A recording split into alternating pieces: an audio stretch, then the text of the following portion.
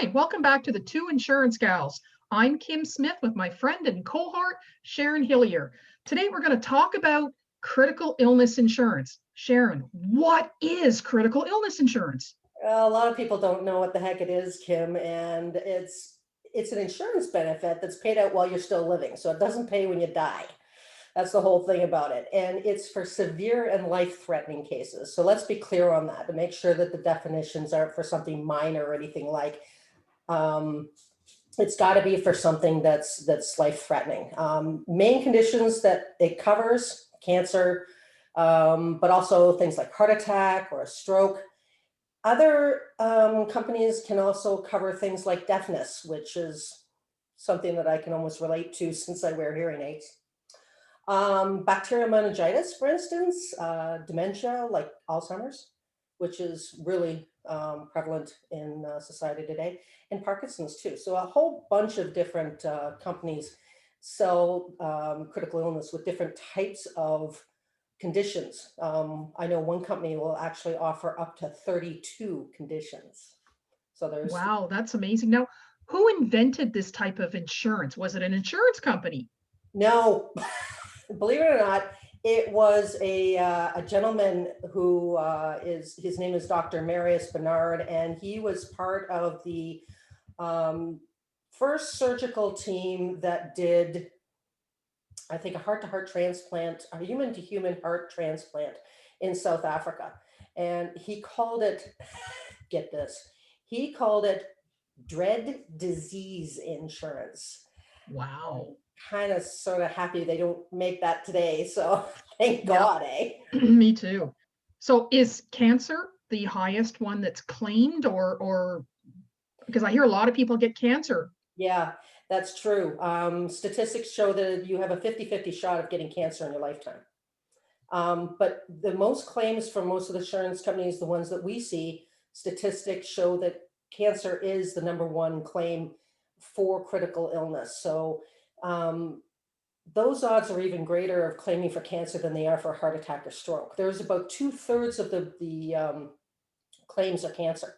So it's logical that the insurance companies pay out more claims on cancer than anything else. So is it only the older people that make claims, or can anybody make a claim? Well, basically, I mean, anybody can make a claim as long as it's during their contract. But in terms of older people getting critical illness insurance when they're beyond, let's say, 50 or 60, yeah, there are some companies nowadays that actually do have that. But the average claim age, believe it or not, Kim, for critical illness is mid to late 40s. Wow. You have a greater chance of getting a severe illness than you do of prematurely dying. Yeah. Wow. So, So, big question. yeah. What's not covered under critical illness policies? Well, it does depend on the policy itself, but conditions that you rarely get covered are things like skin cancer, or a stage 0 cancer, what they call carcinoma in situ. Sometimes you can get a partial benefit for some conditions, like there's carcinoma in situ of the breast, for instance, that you can get a partial claim on with some companies, but it depends on the policy. Things like type 2 diabetes, which is rampant in my family. Lots of people Mine have it. too. Yep. Yep. That's not covered. So that's something that people need to know. I mean, it is a critical illness, but it's not one that's really life threatening nowadays. But that's why it's important to go over that policy with with your advisor and see what isn't covered. Because a lot of people think, oh, they hear cancer and they go, oh, I've got skin cancer. And guess what? You're not covered. Yeah. So you really have to pay attention to it. And the best way to do that is through a financial advisor like you and me, Yep. Do you have to be healthy to get critical illness insurance? for the most part. But you have to be healthier to get critical illness than, let's say, life insurance. But that's changing. The industry today is starting to recognize that unhealthy people, for lack of a better term, those of us like me who may be a little chubby or who have elevated blood pressure or elevated cholesterol, but it's controlled through medications, they're actually starting to open up critical illness for those people. So companies like CPP, Canada Protection Plan, not the pension, but the Canada Protection Plan, IA Financial Group, Humania, they're all coming up with critical illness policies that are easier to get in terms of your health. Yes, I actually have one. It's called a guaranteed issue because my family has some medical issues. Yeah, I have some medical issues. I'm too short for my weight. me And too. so I have a $25,000 policy. It's not a lot of money, but you know what? It would help if I have to stay home or anything for a while. Yeah, exactly. And that's what people need to know. You don't need gobs of insurance. But yeah, I mean, you talk about family history, Kim. Yep. Family history plays a large role.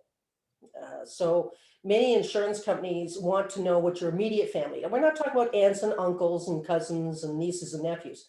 We're talking about your spouse or your siblings. They want to know, has your immediate family had any severe illnesses, but before the age of 60 or 65, not after that. They don't care about that. They care about young people getting severe illnesses. So for instance, we know that breast cancer can be genetic and runs in the family. If your mother had it, your grandmother had it, more than likely you might get it as well. They also want to know things about like diabetes, because diabetes affects us in so many ways. But things like um, Alzheimer's. Well, we often talk about these medical conditions. So we're not, they want to know about that. And while we can't ask for a genetic test, so if you've gone to 23andMe and you find out that you've got a breast cancer gene, for instance, they can't ask for that. But they can do sort of, taking a look at whether or not your grandparents or your Aunt Sally, they don't care about them, but they do care about his mom and dad, his brother and sister. What have they got? So they Can do care. older individuals get critical illness Yeah, insurance? I just found out the other day that it was a really good thing, because I often think people don't think about critical illness until they're past, the age of 60, and they don't think about it. But there's certain companies that actually can issue critical illness up to the age of 90. That's unheard Wow. of. We've never done that before. So because Wow. most companies go for like the age of 60, right? That's the maximum age. If you're 61, sorry, you can't get it, no matter how Yep. good of health you are, right? Oh, big question. How much do I need? That's a really good question. So it's, unless you really have some specific need to cover. So for instance, you're in business and you want to make sure that your business is taken care of. You don't need gobs of critical illness insurance. For the most part, people want to do it for everyday needs. So they're talking about their mortgage payments or the rent payments. You notice I don't say your entire mortgage. I say no mortgage No. payments, because you don't need to pay off the whole mortgage. If you die, that's what your life insurance is for. So a couple of years worth of bills. Exactly. So you want to keep the lights on, you want to keep the heat on in the winter time, you want to keep the air conditioning in the summertime, definitely want to do that. You want to continue to make your children's RESP contributions. Yeah, that all can be used for that. So what you need to do is sort of kind of look at your budget and think about what needs to be covered. Now, what I hear the government say, people say the government will take care of me. What does the government cover? What doesn't it cover? Well, it covers just about everything when you're in the hospital being diagnosed, right? Or, having surgery or whatever that is. We're lucky to live in Canada. We have a great healthcare system. But if you take a look at what the government doesn't cover, they don't pay for your spouse to come sit with you and hold your hand while you're having, some kind of treatment or waiting to go in for chemotherapy. Prescriptions are another example, maybe for those over age 65, because they've already got that. But what about younger people? Experimental treatments, they're not going to pay for those for the most part. And what about that PSW, that registered nurse who's got to come in and do things for you while you're gone? While you're getting healthy.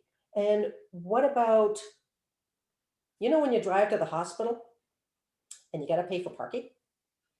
How expensive is it? Or even if your spouse has to take time off work, Exactly. what happens to them? I mean, they don't get paid. No, they don't. And that's the whole thing. And what about house rentals? What happens if you need a ramp because now you may be in a wheelchair for a while? Or what happens if you need to widen doorways or, something getting in and out of the bathtub or something like that? So there are many things that the government doesn't cover. And sometimes, even if you're lucky enough to have group insurance, the amounts covered may not be enough. So what does all of this cost? Everybody keeps telling me it's too expensive. It's too expensive. I can't afford it. Well, I'd like to ask a question. So it's expensive, right?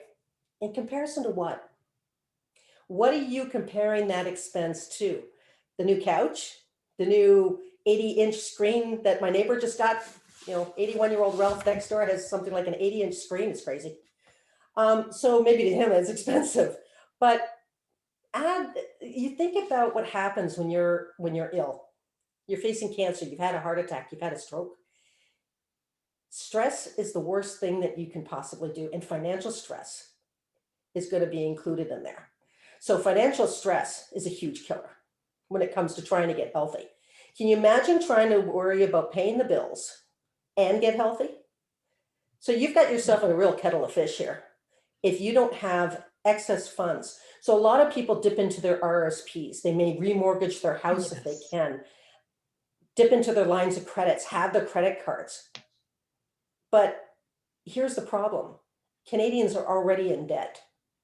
And their debt ratio is what, like 160, 170%, Kim? That Yep. means that we're Yep. spending $1.70 for every dollar we make. Yeah. So add to that, now all of a sudden you're sick. And those GoFundMe pages, I love them for the sake that, yes, people reach out and they care and they want to help. But my goal is to get rid of them entirely for people who are ill. Yeah. So Now, I'd love to be a- able to eliminate them. are claims actually being paid for critical illness?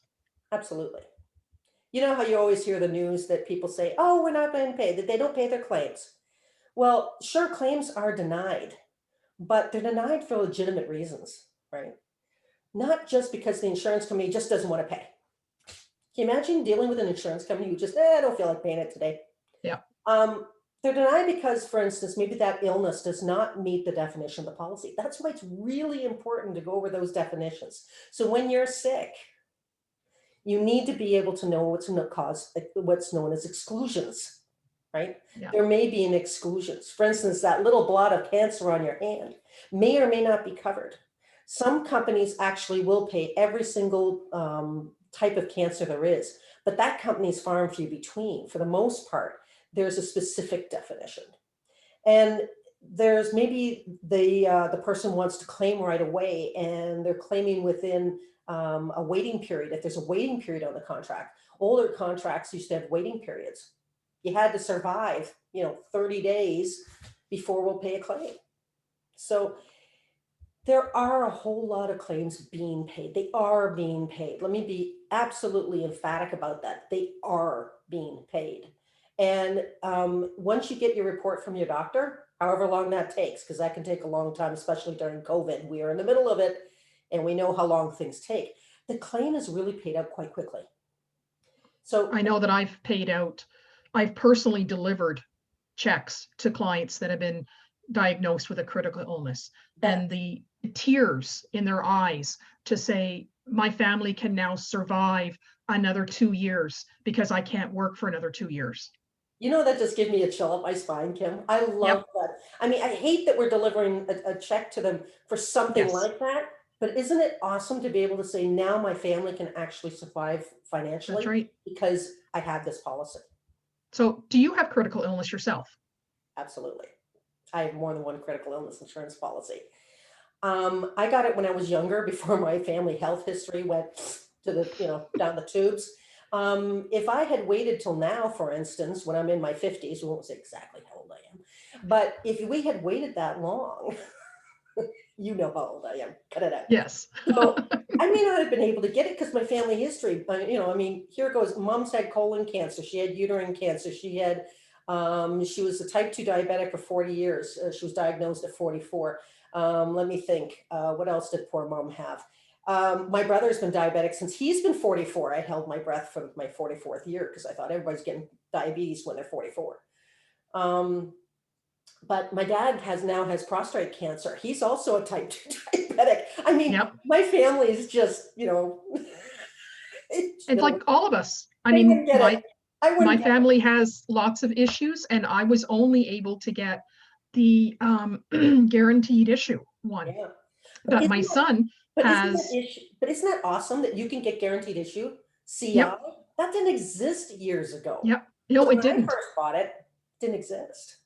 And like I have for my son, he has a standard critical illness policy, and all three of my grandchildren, I made sure they have critical illness insurance because you never know what's going to happen in the future. Well, my grandkids have critical illness too. And quite frankly, in terms of kids, I think it's great that kids have critical illness insurance because you know what? It's cheap. Most of Yep. the time, it's a 20 pay option, and they cover a myriad of conditions for a kid's critical illness insurance policy. So can you imagine getting it when they're like, 5, 10 years old, and it's paid up completely by the time they're 25 or 30? I I mean, bought both. I bought all three policies when they were under a year old.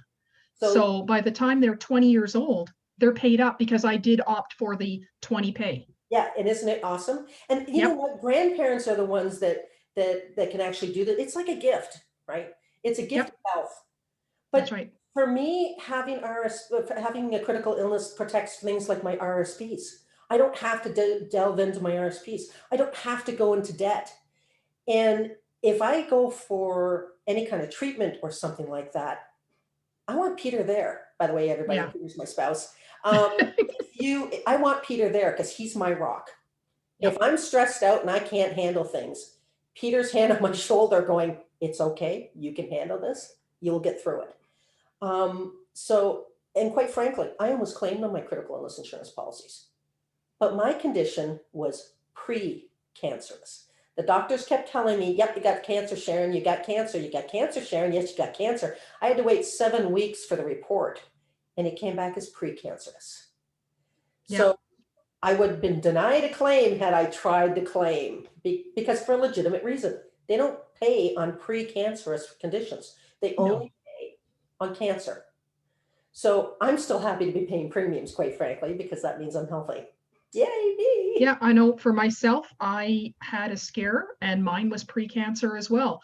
I kept going to the doctor. The doctor kept saying, it's precancerous, it's precancerous. So I said, I opted for a major surgery to get rid of the precancerous.